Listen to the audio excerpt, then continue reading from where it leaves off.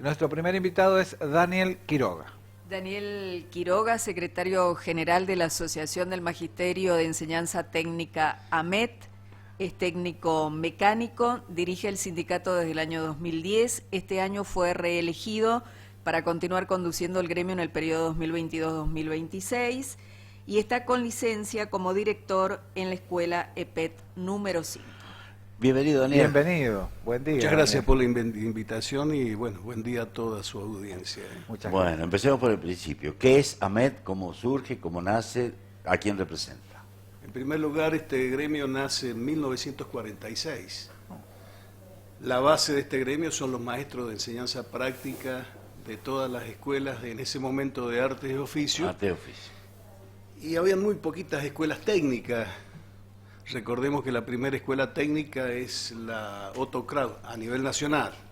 La Otto Kraus era ahijado de Sarmiento. Mira. Y nace de una escuela comercial. La matriz de educación de este país fue a la inversa de Estados Unidos.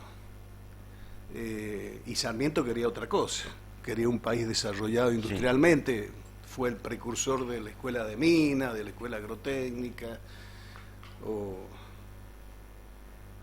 y qué triste, porque se planteó un país agroexportador sin la producción de esa materia prima elaborada para que tuviera mayor valor agregado y para que todos nuestros habitantes de todo este tiempo que ha pasado tuvieran trabajo digno y tan inteligente que es el pueblo argentino. Somos tan inteligentes que sobrevivimos a todas estas crisis que tenemos, desde Rivadavia en adelante. Tiene razón. Y fíjese que uno de los que dice Daniel es que no solo hay que producir la materia prima, sino que hay que industrializarla y vender el producto ya industrializado. Ya por supuesto, eso es lo que han hecho todos los países desarrollados. Pero acá no, acá los gobiernos conservadores traían condes o princesas para casarlas con sus hijos acá y entregarle las tierras. Esa historia hay que contarla para que nuestros jóvenes sepan cómo se fue desarrollando el país y cómo poder hacer un país mejor. Bueno, esa es la esencia en realidad de la educación técnica. En esa época el eslogan, y sigue siendo el eslogan, necesitamos 1 millón de técnicos para poder desarrollar la industria en la República Argentina.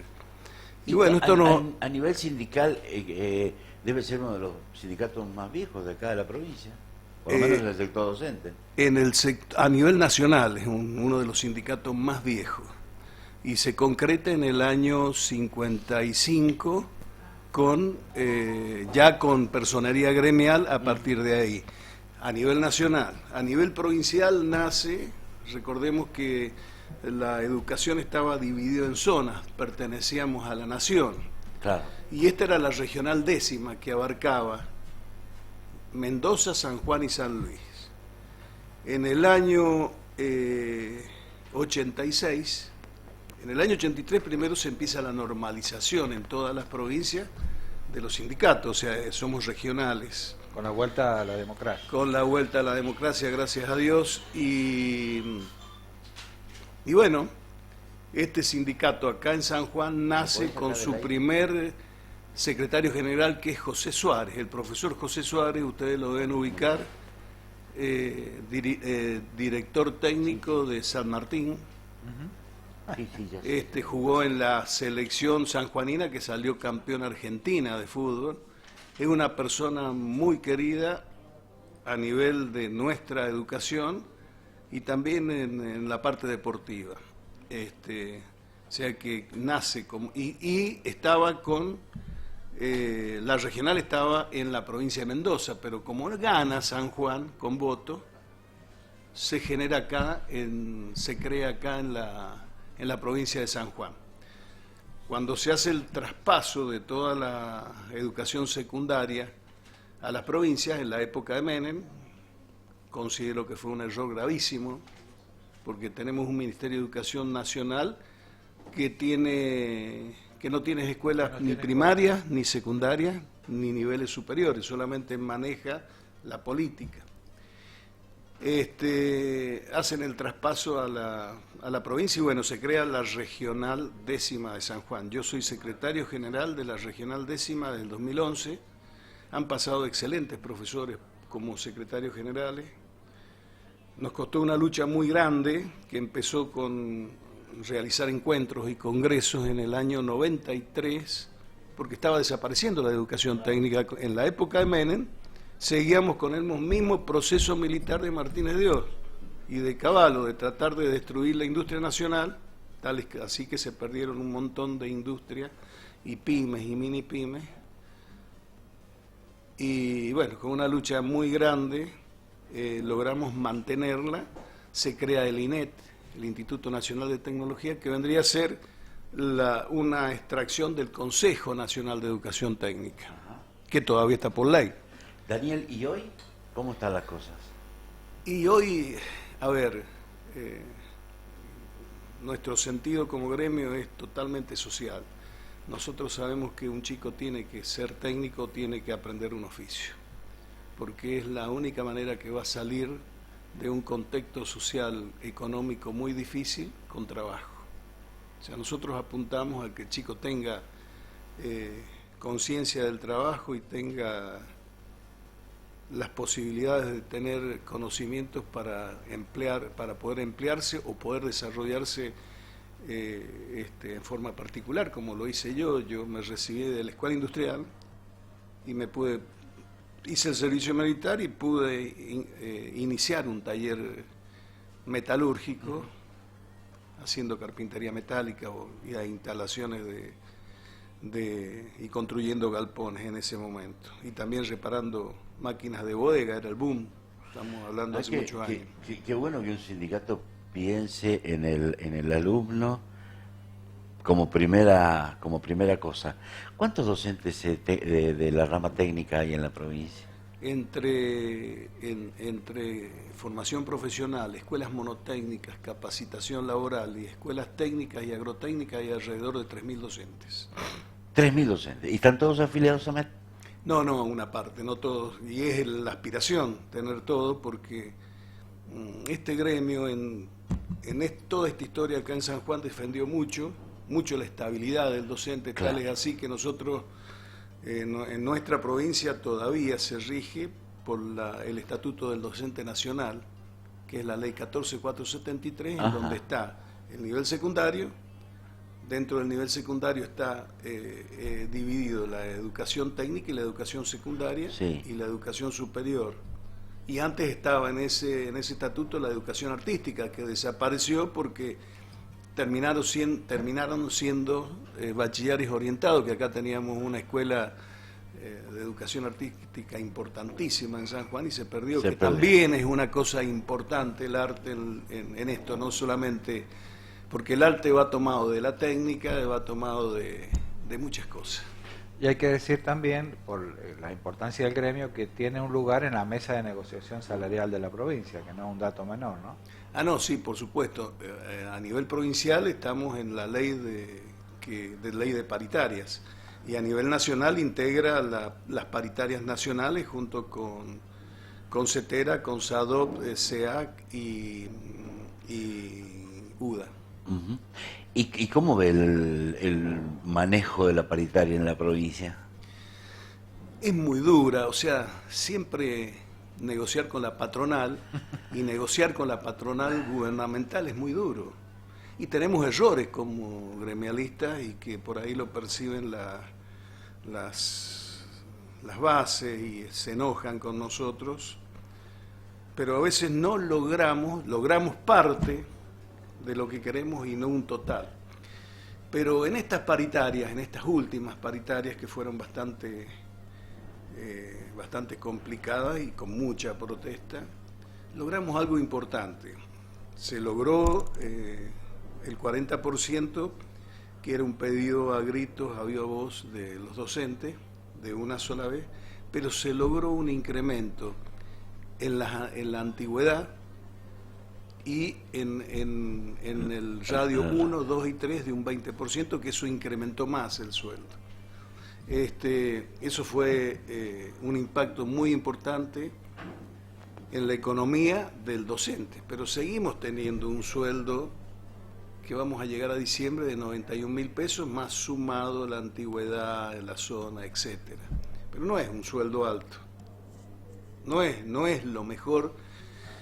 Quizás estamos dentro de los 6, 7 sueldos mejores del país, pero fíjese que no se tiene en cuenta al docente ni en el país, y bueno, por supuesto que las provincias toman las paritarias nacionales, Claro. la provincia tampoco. Este fenómeno de los autoconvocados, como se les denomina, ¿cómo lo observa Daniel?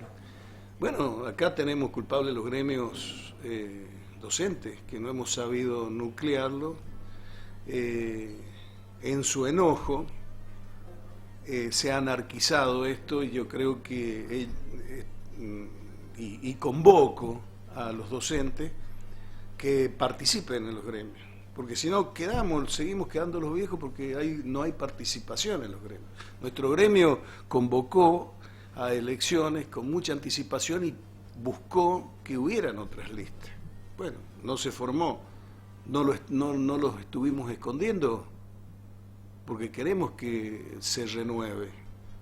Los viejos que estamos seremos consejeros, aconsejaremos, los guiaremos a los nuevos, pero debe renovarse las conducciones con gente nueva, con gente pujante, también con responsabilidad, porque también cuando uno realiza una negociación está creyendo lo que le dice la ministra de Claro. Finanzas, que puede llevar a una crisis a la provincia y no se puedan pagar los sueldos. Pero también tiene que comprender el gobierno que hay pequeñas cosas que no le cuenta tanto, y que esa torta de dinero se puede cortar un poquito más y arreglar algunas cosas dentro de la educación. ¿Pueden tener participación en la mesa como piden ellos? No, Hablando de los ellos autoconvocados. institucionalmente, ¿no? Claro. Si el gobierno los quiere recibir es una cuestión de gobierno, De buena pero la voluntad. ley no la permite. Claro. De buena manera creo que, pero sigo sosteniendo, porque estos docentes que autoconvocados, que también son de los mismos gremios, ojo, Sí, claro. no es solamente, pero muchos de esas personas están afiliados a gremios que pertenecen a la administración pública, pero que van a buscar servicios. Van a buscar el servicio de coseguro, de camping, esas cosas, pero en realidad donde tienen que militar es en los gremios docentes para aprender y luchar por esos derechos. Por eso es la convocatoria de que participen. Es fundamental, en una democracia tenemos que respetar las instituciones, participar y ganarlas. Recién lo escuchaba usted que hablaba de Esper, bueno, él ganó, pero con sus actitudes también todo tiene un límite. ¿Ah? O sea, que llegó, quizás sea un reaccionario, llegó a ser diputado y tiene que cumplir, el primero que tiene que cumplir las reglas es un diputado, Tal un senador, cual, un tal presidente, una vicepresidenta o vicepresidente, un vicegobernador, tiene que cumplir las reglas y la justicia, por ende, las tiene que hacer cumplir, pero con rectitud y honestidad. Tal cual, tal cual. Debe darle ejemplo, sí, sin Por duda. supuesto, le debemos dar el ejemplo a nuestros niños. Ese es el pedido también que nosotros hacemos a los docentes. El primero que tiene que darle el ejemplo al chico en la escuela es el docente, porque viene con muchos problemas de su casa. Claro, Porque en realidad nosotros lo que hacemos es instruirlo, su formación, su educación está en la casa, como la hemos tenido nosotros. claro. ¿Qué edad tiene usted, Daniel? Yo tengo 67 años, Tiene mucho vivido. muchos años trabajados, Claro. Por eso, muchos años trabajados. y por eso es que tiene el criterio que tiene. Ya vivió,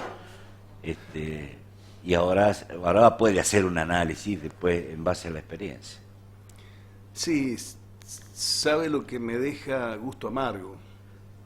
Yo soy una de las generaciones que luchó para volver a la democracia. Sí, claro. En los 70. Fuertemente. En los 70. Sufrimos que todavía lo cuestionamos, todavía nos decimos por ahí que es mejor. Y en la Argentina hubo un holocausto. Pero fue un holocausto, a un tema chiquito. Murieron de todos lados gente, jóvenes, desapareció personas. Y lo peor que puede ocurrir es que uno no pueda saber dónde está su ser querido. Sí. ¿Y qué es lo que le pasó? Y todavía se cuestiona eso, en vez de estar luchando en contra de eso. O sea, si no, tenemos una historia, la tenemos que resolver. Y en esto se tienen que juntar las partes, los dirigentes nacionales, los dirigentes provinciales, y decir, queremos este país. Recién yo hablaba, necesitamos desarrollar trabajo. En la década del 90, en el gobierno de Menem, se precarizó todo el trabajo. Se dijo que los ferrocarriles, yo me acuerdo, patente, decía, no puede ser, no se deben cerrar los ferrocarriles. Se cerraron miles de kilómetros de vía de ferrocarril, y que fíjese que uno de los precursores de eso fue Sarmiento. Está bien, todas iban a Capital Federal. Todas iban a Capital Federal porque parece que Dios atiende allá. Pero estaban las vías y le daban vida a los pueblos.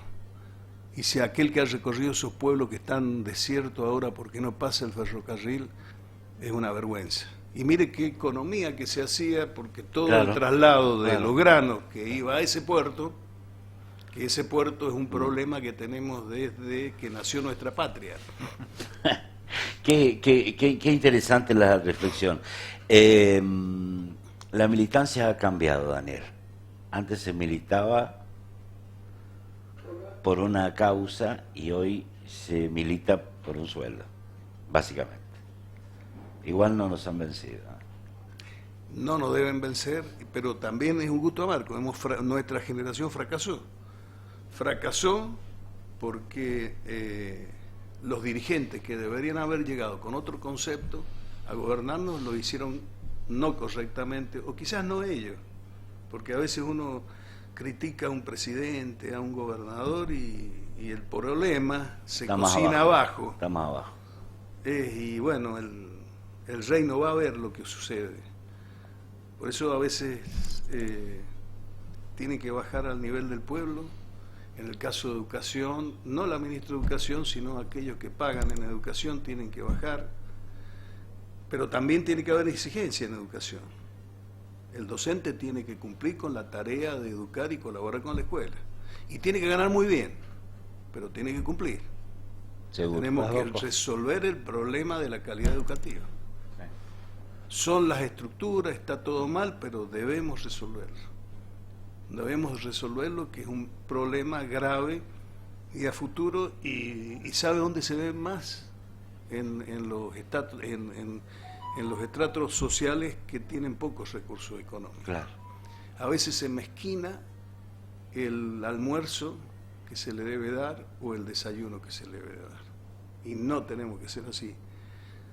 Y en esto tiene que haber honestidad, tiene que haber conciencia, como tenían, porque las maestras nuestras nos metían un tirón de oreja, nos retaban y nadie iba a cuestionar eso. Al contrario. Al contrario, si vamos a la casa, ¿y qué te pasó? ¿Por qué? Y bueno, te lo mereces, hijo. O sea, yo no me acuerdo que mi mamá me haya pegado, y mi papá una sola vez. Pero la maestra me ha pegado muchas veces. Pero por portarme mal. Claro. Y no nos generó ningún problema psicológico. Las cosas han cambiado ahora, pero esto también se tiene que manejar. Se tiene que manejar de la casa. Por eso es fundamental la educación. Recién escuchaba yo a usted hablar sobre la interrupción del embarazo. Si nosotros hubiésemos tenido educación sexual correcta, eso no sucede. Y se fue frenando la educación sexual, que estaba la ley, nunca se aplicó en la provincia de San Juan, nunca se aplicó en un montón de provincias por preconcepto. Esto no estaría pasando si tuviéramos educación sexual. Exacto. No estaría pasando los abusos de los niños menores, no estaría pasando el abuso a las niñas. Tendríamos resuelto un problema mucho mejor y de otra manera. Nos hemos encontrado con un dirigente sindical totalmente diferente a los que hemos venido entrevistando. Sí, a lo que uno a lo mejor está acostumbrado. Sí. Hemos Sí. entrevistado, Sí, sí. no sé cuántos, decenas, pero ninguno ha venido con este nivel de reflexión. La verdad, muy interesante. Daniel, muchísimas gracias por haber venido. Seguramente lo vamos a volver a invitar para que sigamos reflexionando, sigamos pensando un poco cómo aportar para la sociedad. Y bueno, y en cabeza suya un saludo muy grande para todos los docentes del sector, ya que ya pasó el Día del Maestro, pero igualmente lo saludamos. No, muchas gracias a ustedes por invitarme. Claudio lo conozco, siempre ha estado en las paritarias. Sí. Y un saludo muy grande a todos los docentes de la provincia de San Juan, porque se pueden afiliar todos. Un saludo especial. Y invitarlos a que participen, como decía. No, aparte de participar, no hay que, como docente, no hay que bajar los brazos. Bien. Uno tiene que lucharla todos los días y no bajar los brazos. Y bueno, es el mes de la educación. Así Sí, que señor. estamos terminando un feliz mes y que termine muy bien. Y muchas gracias por la invitación. Muy agradecido y bueno, agradecido por sus palabras.